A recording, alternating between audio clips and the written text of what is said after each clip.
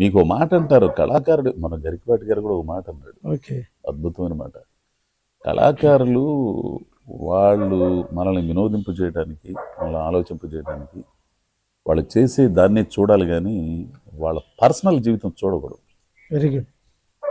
వాళ్ళ పర్సనల్ శ్రీశ్రీ గారు కూడా అంటారు, పర్సనల్ జీవితం అంతా చాలా బాధాకరంగా మనకి డిస్టర్బెన్స్ అనిపిస్తుంది కానీ చాలా త్యాగమయంగా ఉంటుంది. గతుకులమయం. అసలు శ్రీశ్రీ గారు అంటారు ఒక మాట, ఏమంటే మీరు ఇట్లా తాగి రోడ్ల ముడి పడిపోయి ఉంటారండి, అసలు ఏంది అంటే, నేను రాస్తున్న కవిత్వం గులాబీలై గుబాళిస్తున్న వేళ నేను తాగి పారేసిన సీసాల గోల నీకేలా అంటాడు. Super super. ఆ కళాకారులు ఆరు కొడవలు చూడాలి తప్పితే, అయితే వాళ్ళ ప్రభావం సమాజం మీద ఉంటుంది. Very good. ఖచ్చితంగా సమాజం మీద ఖచ్చితంగా ఉంటుంది. కాబట్టి నైతికంగా కూడా కొంచెం మనం కరెక్ట్ గా ఉండాలి. శ్రీశ్రీ సాహిత్యంలో ఏవైతే కళ్ళగా అన్నాడు అవన్నీ కొంచెం ఇప్పుడు కనపడుతూనే ఉంటాయి. ప్రతి సాహితీ సభల్లో కూడా ఆయన పలకరించకుండా ఈరోజు పర్సనల్ జీవితాలు, వ్యక్తిగత జీవితాలు, ఎందుకంటే సమాజంలో ఏమనలేరు. సామాజిక నియమాలు అతను చూసే దృక్పథం వేరుగా ఉంటది.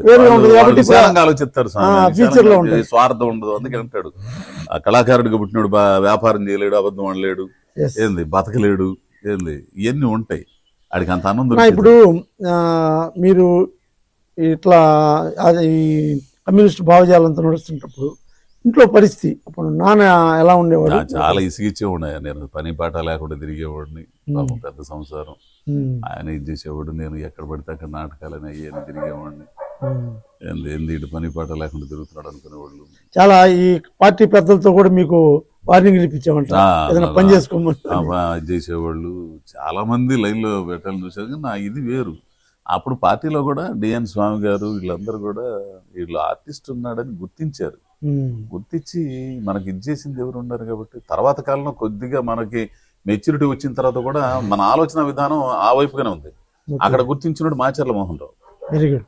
అప్పట్లోనే నన్ను ఎన్ని సంవత్సరాలు, ఒక 35 సంవత్సరాల క్రితమే mood indigo advertising agency private limited అని హైదరాబాద్ లో సంస్థ ఉంటే, ఆ సంస్థ అతను ఇతనికి ఫ్రెండ్ అయితే, వాళ్ళు ఏదో అప్పుడు సీరియల్ దూరదర్శన్కి అప్పుడు ఇంత లేదు, సీరియల్ తీస్తున్నారు, ఒకసారి మా వాడిని పంపిస్తాను చూడండి అని పంపించాడు. అక్కడ ఫస్ట్ అయితే ఎంకరేజ్ చేసిన వాళ్ళు ఆయన ఏంటంటే, అక్కడ పంపించిన తర్వాత ఆయన నా క్లాస్ బీకేసి ఎందుకంటే మీకు ఇవన్నీ ఇది అని చెప్పి పంపించాడు. ఆయన కాదు, మా ఓడులో ఉందా టాలెంట్ ఉందా అది కొంచెం చూడండి అన్న అడిగిన.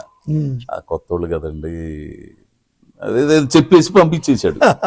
ఇక పరిస్థితులు, ఆర్థిక పరిస్థితులు కానీ ఇవన్నీ మనకు. తర్వాత వచ్చిన తర్వాత మ్యారేజ్ ఎప్పుడైంది? మ్యారేజ్ స్నేహితుల సాయంతో ఎప్పుడు ఎన్నేళ్ళు 90లో 92 ఎప్పుడు మనకి చాలా మంది ఎదిగిన పిల్లలు ఇచ్చేవాడు కూడా లేరండి అప్పుడు. ఎవరుండరు, అదొక విచిత్రం. స్నేహితులే పిల్లల్ని చూసేసి సాంబలక్ష్మి ఆమె నా జీవితంలోకి ఎంటర్ అయిన తర్వాత నా జీవితం మార్పు వచ్చింది. లేకపోతే అసలు ఇది మన ప్రస్థానం. పెళ్లి చేసుకున్న తర్వాత సంసార బాధ్యతలు అనేది యాంగిల్ మీ పాత్ర ఎట్లుండేది? సంసార బాధ్యతలు అసలు పట్టించుకునేవాడిని కాదు. పని పాట లేకుండా అదే చూస్తుంటే ఎక్కడ నాటకాల వ్యవహారం, ఎక్కడ అప్పుడప్పుడే సీరియల్స్ ఇవన్నీ వస్తున్నాయి. ఎక్కడ జరిగితే అప్పుడు ఇంకా ఇట్లాంటి డిజిటల్స్ లేవు, VHS కెమెరా ఉండేది.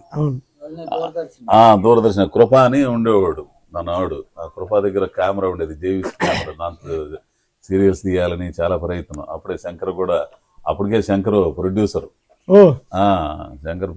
అప్పుడు ఏదది ఫస్ట్ చేసిన పిల్లడితో